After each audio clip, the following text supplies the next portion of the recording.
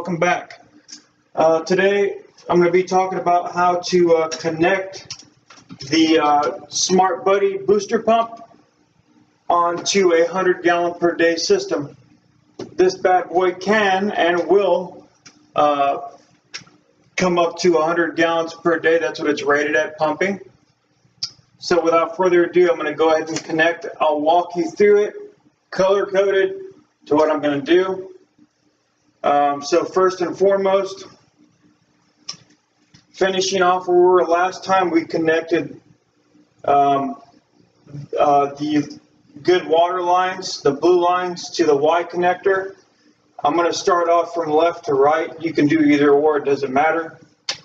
So we're going to go ahead and connect it, push in. You should feel it hit the bottom. Then you're going to pull it to expose that ring we talked about.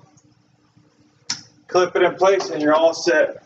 Come back up here. It's going to tell you, it's pretty simple. All right, filtered water from membrane or DI, deionization. All we're going to do is push it in. Hear that? You should hear it twice. It's going to push in. Once it pushes in, pull back out. That's how you know it's locked onto the hose. Once it's locked in, all you're going to do is just use one of these little clips, retainers, and it's all set. There's that part right there. Here's the out. See the float valve or solenoid? That's another reason why I chose this, because of the simple fact that now that you have a solenoid or a float valve, basically it's going to reach a certain level. Once it reaches a certain level, it's going to tell this booster pump to shut off. That way you don't have to worry about it overflowing any of the. So let's say you have a 32-gallon brewed trash can. It's what I have. I have 4 or 5 of them. Let's say you have a 65-gallon tank or 55-gallon drum, whatever the case may be. If you're going to use this system and you're not constantly watching the water level, or let's say you forget, you get busy with your normal day-to-day business or life, and you come back and your whole house is flooded with water, with RO water, because you might want to get a solenoid or a valve, a float valve. And basically all that's doing is the valve is already inside the tank. Once it hits a certain point where you actually drill into the side or the top or wherever you want it at, once that float comes up, it automatically shuts off the pump here, the booster pump. This is the out. And I'm just going to click it in place.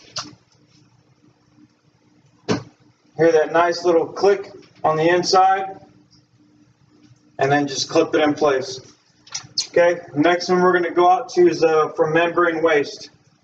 Okay, so the membrane waste, remember we talked about right side for each membrane is good water, left side is membrane waste.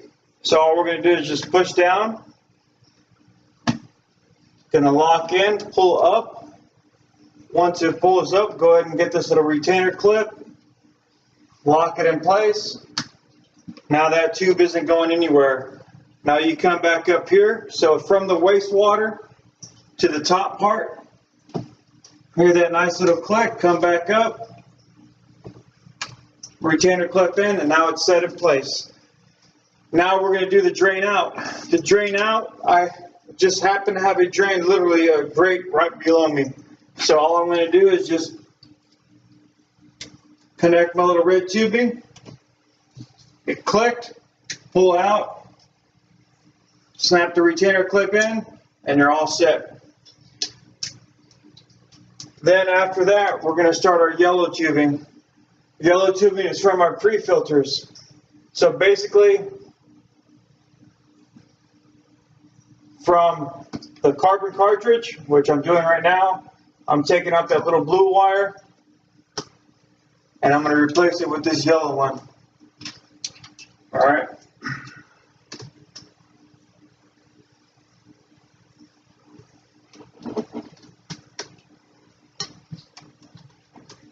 Put it in place, pull back on the tube, lock it in place, it's all good.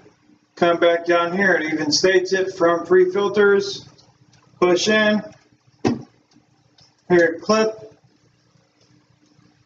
Pull back on the tubing. Place the retainer. Here, clip. It's all good. It's locked in place. Now, last but not least, we're going to grab the final one. This is the supply. The bottom one is the supply to the membrane intake. So where the actual water is going through. We'll start off from here this time. Push in.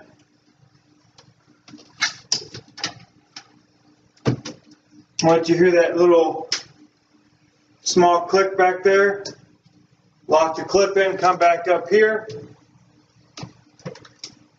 And now I'm all set. All I gotta do now is just push this into the top part. Here, clip. And just grab the last and final blue clip and I'm all set. It's all good to go. All the wires are where they need to be. And I'm all good to go.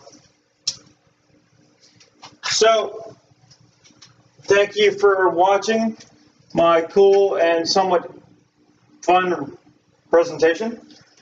Everything color coded, like I said, yellow from pre-filter to supply membrane intake.